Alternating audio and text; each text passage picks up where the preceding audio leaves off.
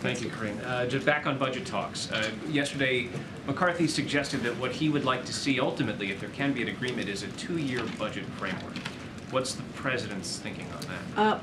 What I will say is the president's going to put forth his budget on March 9th. He's going to be very clear with the American people. He's going to lay out what he believes his fiscal responsibilities or priorities are for the American people. And we asked the Speaker to do the same. And until we see that, it's hard to talk about timeline. It's hard to talk about specifics because we need to actually see on paper what they're going to move forward with. On that point, almost 50 years ago, as a senator, Joe Biden voted for a framework or a timeline that has the president proposing a budget first and then Congress disposing of that budget.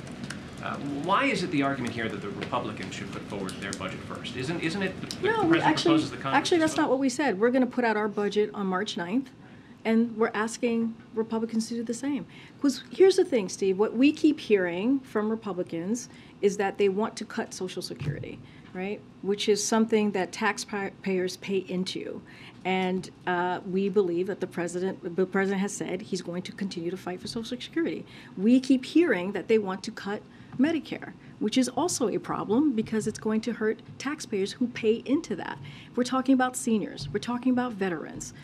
And so we oppose that. We are against that. But that's what they keep saying, and many of you all have reported, but we haven't, where's the plan? Like, what is it that they're going to lay out to show us exactly, not just to us, but to the American people? Now, I want to be very clear. The conversation that the president and the speaker had yesterday was productive. We appreciated the time that the speaker gave to the president to have a conversation.